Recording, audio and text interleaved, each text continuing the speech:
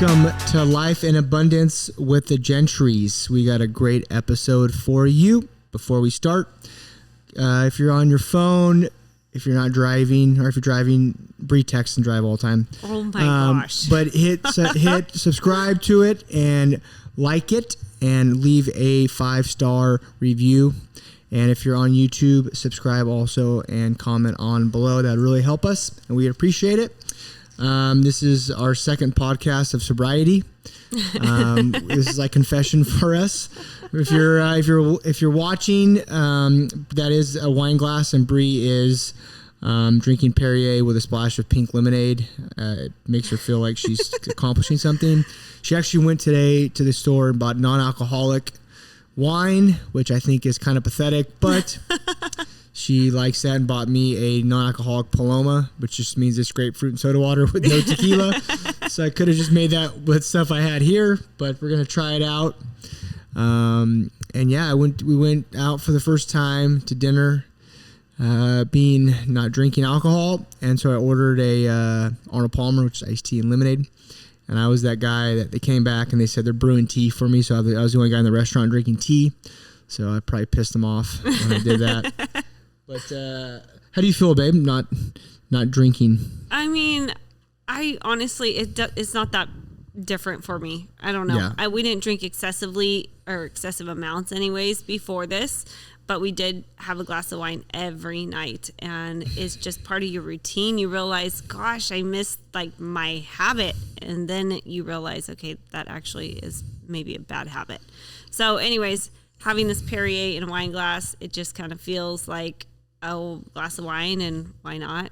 It's not hurting anything, so I'm doing it. But yeah, I'm not really one that even enjoys the feeling of a buzz. I don't like to not be in control. So for me, it's more so the flavor and the social aspect of it than even the alcohol in the wine. But yeah, so anyways, this pacifies that. Why not? Yep. Anyways, I'm feeling healthier, so that's all that matters. Well, alcohol is kind of goes into our next podcast that we're going to talk about today, which is fighting. Usually when people booze, they fight more. But yeah, so we're going to talk about ground rules for fighting and how Bree and I argue or have conversations or disagreements. Productive disagreeing. Productively disagreeing. Yeah, yes. Which typically means I do what Bree says at the end of me saying no. And so, yeah, a little backstory behind Bree and I and how we argue and how we fight and the ground rules of how we even came up with that is when we did premarital counseling before we got married with our pastor. The first thing he said to us is there is no winners or losers in marriage. There's no scoreboard above your bed saying, Mark, you've won 5 fights, and Bree, you've won 10. You're all on the same team. And Bree and I did a lot of Bible studies while we were younger, married.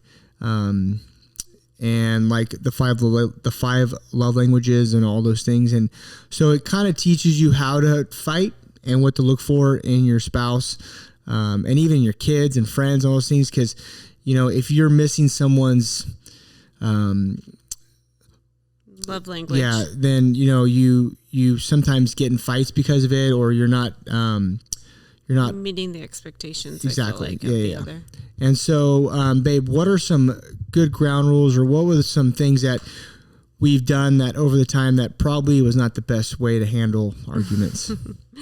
Well, I can say from past experiences to within the last 2 years, how much our communication has changed. And I am one that is very clear in vocalizing my expectations because I have experienced in the past having an expectation that I didn't communicate and then be extremely frustrated when those needs weren't met. And that's nobody else's fault but my own, you know? And so I came to realize if you can't say what you want, you can't be mad when everybody else doesn't deliver. You know what I mean?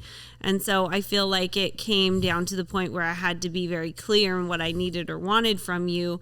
And that made things go a lot smoother. And I had to also recognize the fact that what I may be asking for may not always be a yes. Like there may be times where actually that's not going to work for me. That's a no or a firm no. And I have to be willing to accept the answer, even if it's not one that I want in the moment in the time. But being clear in my expectation helps us, I think, to work through even when there is a disagreement from the expectation being met or not. So for me, it's communication is key, and in every relationship, creating healthy boundaries there is going to be more productive when you do have a disagreement. And so boundaries for me are having some ground rules for fighting. And just to make it healthier for everybody, we do not have a problem disagreeing with things in front of our kids, because we want to display to them that there are times where mommy and daddy don't agree on everything, but we still love you, we still love each other, and we want to show you how to work through them productively so that in life you can form your own opinion and not be scared to speak up when you have one, And so that's really important for me. Raising 3 women, I want them to be strong in their opinions, and even if they don't agree with the person next to them, be able to vocalize it, but show love and grace through the process, because that's what we're called to do. You know what I mean? And I want to communicate what the topic is, the expectation is, the disagreement is, and do that productively in a non-harsh way, Yeah, a kind of funny story about that is Bree and I were talking maybe about 2 months ago, aka having a disagreement, and Matea, our oldest, comes out with a Bible and puts it in front of us and tells us to read this verse. And it was about like loving thy neighbor, or it was kind of something like that. And I'm like, I'm gonna like, I am not happy right now about her doing that. But it's amazing that like the kids, how much they feed off it and they know, and those kind of things. But there's a healthy way of doing it. Mm-hmm. We're not throwing chairs and doing those kind of things, but it's one of those things where, in Growing Kids God's Way, it actually talks about that. It is healthy for kids to see parents talk and talk through things, because then it teaches them how to do it as they get older. Absolutely. And I know for our girls, we let them hash it out. We don't come to the rescue right away. I want them to communicate and try and come up with the solution before I intervene and say, okay, you guys, separate, move on to 2 separate cushions on the couch or whatever it is. I want them to learn to communicate and try and come up with their own solution without having to bail them out every time, because there's going to be a point in time where we're not standing there and they may be in a disagreement and they need to figure it out. So I think that's healthy. But some ground rules that we've put into place in our relationship that we feel have been productive and helpful in working through our issues is, Mark, I really have a better response to him when he's talking at my level and not over me, meaning if I'm sitting, he's sitting. If I'm standing, he's standing. We just have a way of communicating eye to eye rather than him over me. I just feel like that male presence or dominance is something I immediately form a defense mechanism towards if you are kind of in my space and I'm not feeling like in control of my own space. And so that is something that you are good about, is like we're sitting across from each other at the table or standing next to each other, whatever.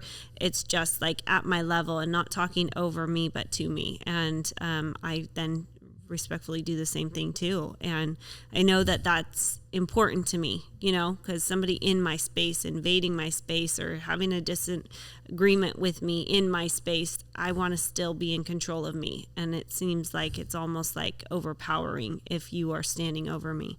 It sounds silly, but it makes a difference, and your response is much different, It's kind of like when you talk to kids, you always get on their level, because they can see you and they're not afraid because you're so tall, where it might be, and just getting on the same level and doing that. Kind of talking eye to eye, Yeah.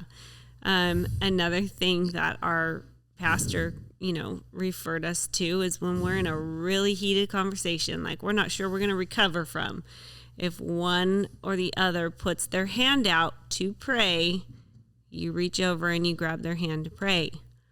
Now, this has only happened about twice in our relationship, and I chose both times when we were in a vehicle and no one could run. Yeah, it's one of those things that it works so well. It's kind of like not eating processed foods, it works so well, but it's so hard for people to do it, right? It's like, I know I'm not supposed to shove McDonald's down my face, but it is so good. Like, yes, it works to grab Bree's hand, but man, I am so adamant about this fight that I'm going to screw that. And what our pastor told us is that the person who puts their hands out first, the other person, if you do not take their hand, it is like denying God. And I'm like, wow, that is like a good, heavy. Yeah, heavy. But Bree's done it twice. I think I did it once, and Bree maybe did it twice, I think. And you want to talk about swallowing your pride, ego, whatever it might be. But it's what it does is when you hold someone's hand, right? Unless you're gripping it super tight and you're looking them in the eye, you want to say, hey, I'm hearing this. Okay, I heard you say this, because a lot of times when you're fighting, for me anyways, I explode and I say things I don't even know I said 3 days later. She's like, oh yeah, how about that? I'm like, I don't remember saying that. I'm like, I never said that. And so you just say things, and a lot of times you miss what that person's trying to say because you're so mad and you're so wanting to get your opinion across, or your feelings across, that you don't even hear that person. So it just kind of slows everything down, and you want to ask, like, I'm hearing this, correct? Yes. And then go so on and so forth. But it really does work. It's pretty amazing. Absolutely. I think timing is everything too. Mark and I have a way of we used to explode on one another. It seems like right when I was about to walk in the salon, a bomb would drop. And it's like, oh, I have to put on a happy face for the rest of my 9-hour shift right now. And I really just can't wait to get home and light it on fire. But I don't have that option while I'm at work, and I've got to work through this, or I'm holding back tears the whole time. And it's like, why did we do this to each other? And that was one thing that was so important, is like, there's a time and a place for everything. And it could be like, hey, let's talk about this later. And we definitely have some things to talk about, but while we're apart for the next couple hours, or while we're at this event, like, let me help you sort your thoughts. Let me sort my thoughts, and then we'll kind of come back to.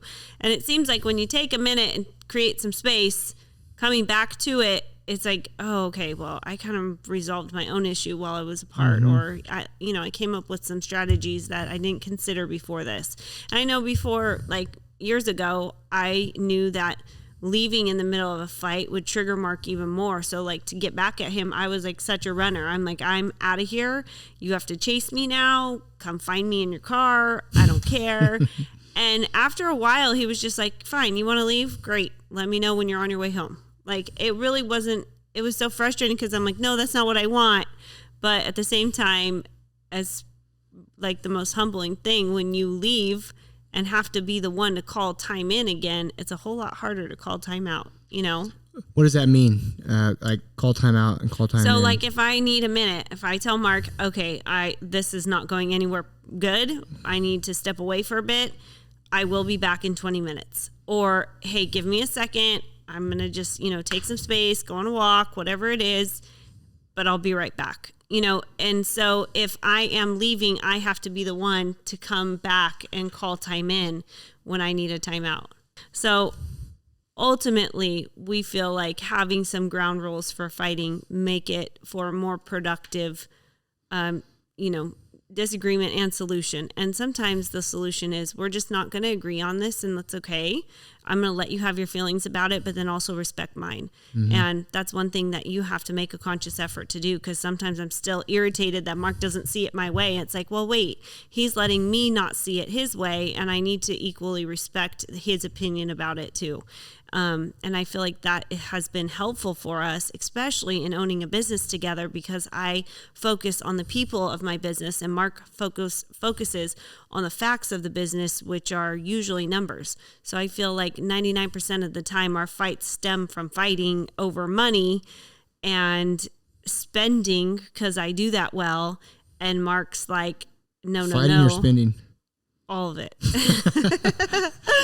No, spending money. I like to say I'm rather savvy with my investments, but anyways, in the long run, we always want to be respectful of one another's, securities or insecurities, space, no space, whatever it may be. And in the moment of a heated fight, it's hard to do that when you don't have ground rules set for how we do this. We never name call. We never yell at each other in front of our kids. We might yell on the phone, but nobody else knows that's happening. Yeah. But I mean, we really are conscious and aware of what we do in front of our children. And I mean, we kind of talk like sailors. I hate to say that, but it's true. And our kids will remind us, really, was that necessary, Mom? I'm like, yeah, you're right. And one thing that the girls and I do that I know makes Mark crazy, but we point it out to one another so we know when we need to pump the brakes is if we're, Dad's getting agitated, loading the car before we go out of town or whatever. Mateo will say, Mom, he's spiraling. It's like, okay, everybody give him some space because we're about to invade, cross over to a land we don't want to go right now. One thing I do know is if you want to piss off someone even more, like make a comment, oh, you're getting mad, I'm going to stop. Like, I am Matea. I am getting pissed off. Thank you. Like, thanks for reminding me, So, yeah, that causes more fights by saying, oh, Dad's going to explode. No, I'm not going to explode. I'm just trying to find out where we're going. Yes. And you guys are wanting 9 different things while I'm driving. So, yes. But that's another little side step. But I think for me, it's facts and feelings.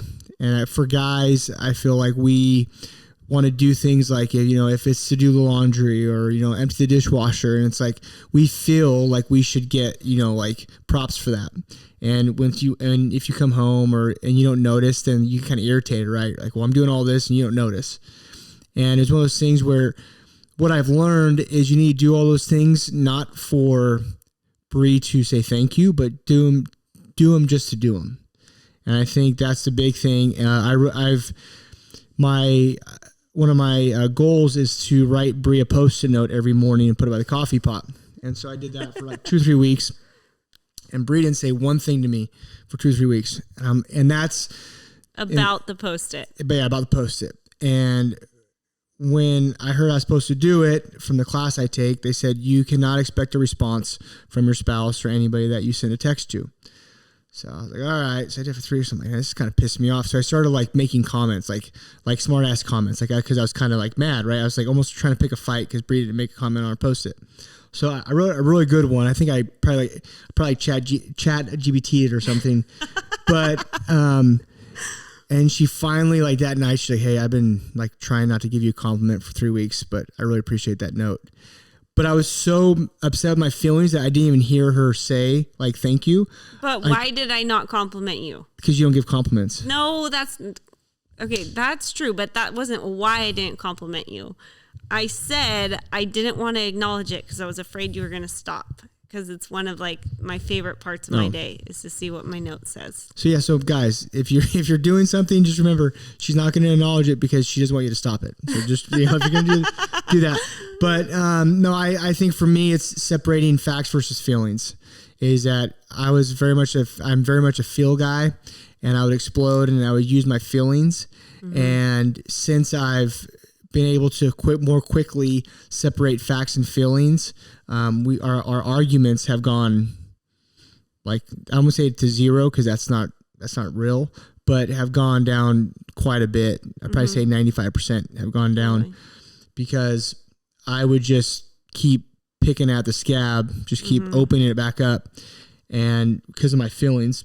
And for me, it's definitely separating my facts and feelings. And once I get more factual, then the fights go down a lot less. Mm-hmm. Yeah, no, I think so too.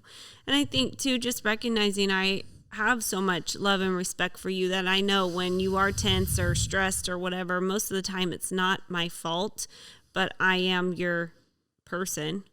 And usually that's who you kind of take it out on more or the most or whatever.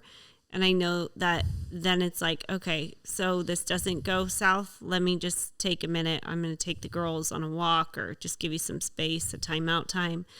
And sometimes for me, I don't want a timeout time. When I'm stressed or frustrated, most of the time, all I want is you, like, hey, I can come to Mark and say, hey, I'm starting to freak out right now.